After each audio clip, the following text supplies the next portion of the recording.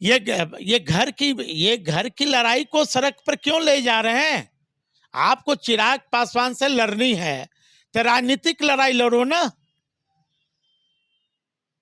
यदि इनका हम भेदिया खुलने लगेगा ना तो फिर मुंह दिखाने लायक नहीं होंगे। इसलिए बेहतर यही होगा कि आज के बाद ये अपने मुंह में ताला लगा ले या टेप लगा लें। नमस्कार, मेरा नाम कैफ है। आप द एक्टिविस्ट देख रहे हैं। देखिए, चिराग पासवान और उनके चाचा जी में लगातार आप लोगों ने अलग अलग मुद्दों पर लड़ाई देखी होगी। यहाँ तक कि पार्टी भी इन दोनों लोगों ने मिल करके जो रामविलास जी की पार्टी थी उसको दो हिस्सों में बांट दिया। अब वो लड़ाई जो है परिवार तक पहुँच चुका है और आरोप लगाए हैं पशुपति पारस जी जो केंद्रीय मंत्री हैं चिराग पासवान पर। उनका कहना है कि जब रामविलास पासवान जी का निधन हुआ था उस समय वो अपने बड़ी माता, अपनी बहन और साधु जी जब सड़क पर लेट गए थे उनको नहीं मिलने दिया गया अंतिम दौर में। हमारे साथ अनिल कुमार साधु जी हैं, इनसे जानेंगे कि क्या सच्चाई है, जो आरोप लगाया गया है पशुपति पारस जी के द्वारा उसमें कितनी सच्चाई है और हकीकत क्या है। आप लेट गए थे, आपको चिराग पासवान नहीं मिलने दिए और कह रहे थे कि आप लोगों से बदबू आता है, आपको अलग रखे थे, क्या सच्चाई है? ये जो आदरणीय पशुपति पारस जी जिस तरह चिराग जी पर आरोप लगा रहे हैं वो आरोप सरासर निराधार है।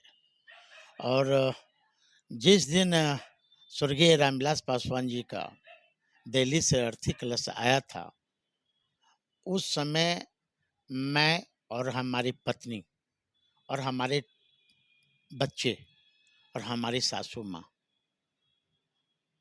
जो लोजपा का पार्टी कार्यालय है जो पशुपति कुमार पारस जी का आवास भी है, अब वीडियो क्लिप उठा के देखेंगे उस दिन का तो हम लोग पूरे परिवार साथ में थे। और साथ ही में नहीं थे बल्कि जो रस्म होता दूसरे दिन हम लोग सभी रस्म मिलकर हम लोग अदा किए थे। और पारस जी कैसे आरोप लगा रहे हैं ये चिराग को अपमान करना चाहते हैं, जबकि ऐसा बात नहीं है। या उन्हें आँख में चुभ रहा है। जब हम लोग पूरे परिवार एक हो गए हैं तो उन्हें दिल में जलन पैदा हो रहा है।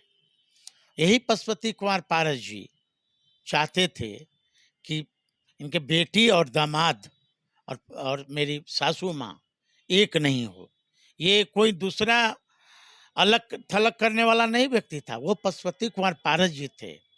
आज जो पशुपति कुमार पारस जी आरोप लगा रहे हैं कि राजकुमारी देवी जो हमारी सासू माँ है कि उन्हें सर्वेंट क्वार्टर में रखा जाता था, तो मैं तो पूछना चाहता हूँ आदरणीय पशुपति कुमार पारस जी से कि जब उनको सर्वेंट क्वार्टर में रखा जाता था, आज जब हमें एयरपोर्ट पर मिलने नहीं दिया गया, आप घर के स्वर्गीय रामविलास पासवान के बाद बड़े सदस्य थे, तो आप उस समय आपका कर्तव्य क्या कर, आप क्यों नहीं एक्शन लिए?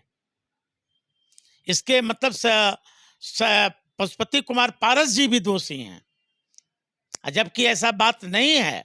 अब वीडियो क्लिप उठा के देखेंगे। हम लोग एक साथ में घाट पर भी हैं, हम लोग घाट पर गए, सब विधि विधान के द्वारा जो भी हुआ हम लोग चिराग के साथ, हमारी दोनों सासू माँ, हम लोग पूरे परिवार एक साथ थे। आज जिस तरह पशुपति कुमार पारस जी स्वर्गीय रामविलास पासवान जी के जीते जी जो सपना का मरने के बाद, इंतकाल के बाद, जिस तरह स्वर्गीय रामविलास पासवान जी का सपना जो था कि मेरा परिवार टूटे नहीं, हमारी पार्टी टूटे नहीं, और ये अपनी महत्वाकांक्षा के चलते और अपने लोभ के चलते आज पशुपति कुमार पारस जी पार्टी को किस तरह बर्बाद कर दिए और परिवार को चिराग उनके बेटे समान हैं, उनके पीठ में खंजर घोंपने का जो पशुपति कुमार पारस चचा जो किए, शायद कोई चचा और शायद कोई परिवार इस देश का कोई ऐसा घिनौना काम नहीं करेगा।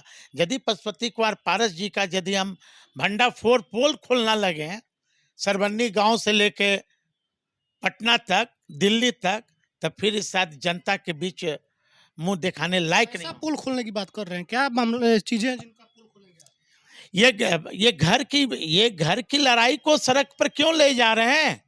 आपको चिराग पासवान से लड़नी है तो राजनीतिक लड़ाई लड़ो ना। यदि इनका हम भेदिया खोलने लगेंगे ना तो फिर मुंह दिखाने लायक नहीं होंगे। इसलिए बेहतर यही होगा कि आज के बाद ये अपने मुंह में ताला लगा ले या टेप लगा लें। अभी क्या स्थिति है, दोनों परिवार एक साथ है मजबूती के साथ? निश्चित तौर पर हम लोग पूरे परिवार एक हैं, चिराग के साथ हैं। हमारी जो सब गांव की जो माँ सरमनी वाली जो माँ जी हैं, सासू माँ, वो मेरे यहाँ हैं, मेरे यहाँ रह रही हैं। अभी है? अभी हैं, अभी हैं। चिराग जब भी आते हैं, जब मिलते हैं। ये पारस जी का आरोप निराधार है। ये अपना मैनेज प्रेस के सामने ये अपना ये करना, इस पर हाजीपुर की जनता उन्हें सबक सिखाएगी। और ये कर रहे हैं ना, क्या मैं किस हाजीपुर में हमने देखा जब मूर्ति का अनावरण हो रहा था, एक एक बहन से, एक एक जीजा जी से चिराग पासवान ने स्टेज पर ला करके सबसे पर्चे करवाया था। वो बोल रहे हैं कि ढोंग है, जो किए थे चिराग पासवान ढोंग है। उनके बातों पर तो हंसी आती है। आज तो चिराग के बुरा परिस्थिति में अनिल कुमार साधु राष्ट्रीय जनता दल के एक शीर्ष कुर्सी पर बैठा व्यक्ति है, लेकिन जहां परिवार की बात होगी तो अनिल साधु चुप भी नहीं रहेगा। और आपने देखा होगा कि राष्ट्रीय जनता दल में होते हुए भी मैंने बड़ा होने का फर्ज अदा किया। चिराग का मैंने साथ दिया बुरा परिस्थिति में। और एक पशुपति कुमार पारस जी हैं जो अपना खून होते हुए भी चिराग को और स्वर्गीय रामविलास पासवान के आत्मा को ठेस पहुंचाया। और ये चिराग जी को पीठ में खंजर घोंपने का काम किया। तो पशुपति कुमार पारस जी को सबक लेनी चाहिए, हम लोगों से सबक लेनी चाहिए, बिहार की जनता से, कि जो आज बिहार की जनता पशुपति कुमार पारस जी को नकार चुकी है और चिराग के साथ एक पैर पर खड़ी है। देखिए, उस समय जिस समय चिराग पासवान जी दिल्ली से आ रहे थे, वो तो खुद सदमा में थे। और उन्हें तो हम लोग और हमारी पत्नी, हमारे पूरे परिवार उन्हें संभाल रहे थे। तो कौन आया नहीं आया, वो तो पशुपति कुमार पारस जी का यहाँ विधि व्यवस्था था, क्योंकि उस समय पशुपति कुमार पारस जी प्रदेश अध्यक्ष थे और स्वर्गीय पासवान जी के इंतकाल के बाद घर के मुखिया थे वो, तो उन्हें ना देखना चाहिए था। तब इसलिए चिराग पासवान जी। आप कह रहे हैं कि चिराग पासवान खुद सदमे में थे, उनको आप लोग संभाले हुए थे? हाँ, ये तो वीडियो क्लिप है भाई। अब हमारे ही फादर डेट कर जाएंगे तो हम होश में रहेंगे? स्वाभाविक है, कोई रहेगा?